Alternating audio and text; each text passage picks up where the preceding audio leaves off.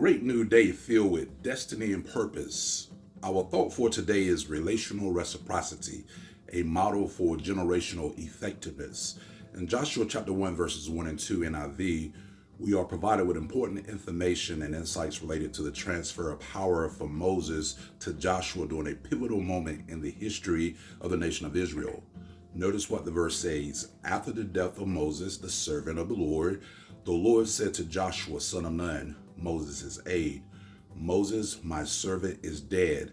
Now then, you and all these people get ready to cross the Jordan River into the land I am about to give to them, to the Israelites. This was an important time. As we consider the importance of relational reciprocity as a model for generational effectiveness, let's start with an adequate definition of the term. I define relational reciprocity as a medium of exchange between individuals that share a connection. This could be from a family unit. This could be people that you work with, people that you have relationships within society. For our purposes today, I will focus primarily on the generational aspect of relational reciprocity. However, the connection component is not limited to just the generational aspect of the concept. The eventual outcome of Joshua succeeding Moses in the leadership process started out as a byproduct of God's design. Joshua was God's choice. Listen to this. Everything we ever hope to get comes through a relationship. You and I were here today because of relationships, of people that loved us.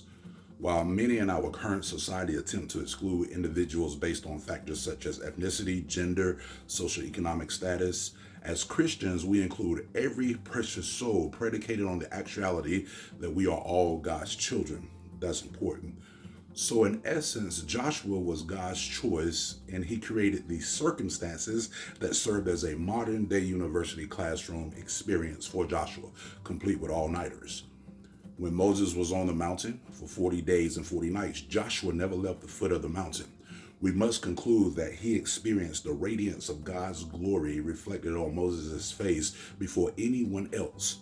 I can only imagine the conversation that Moses had with Joshua during their chronological aspect of their time together.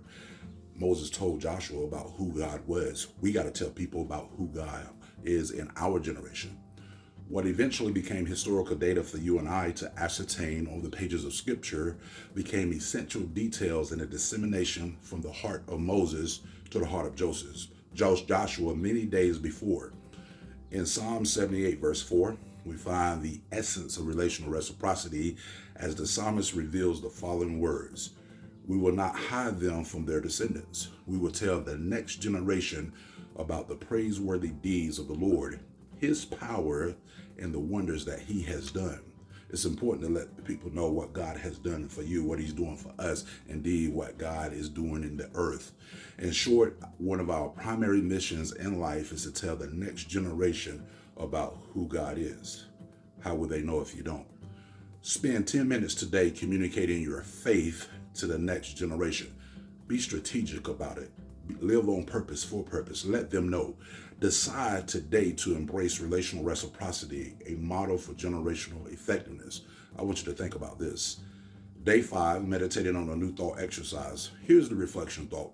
A primary purpose for your existence is the education of the next generation about God through the vehicle of a relationship.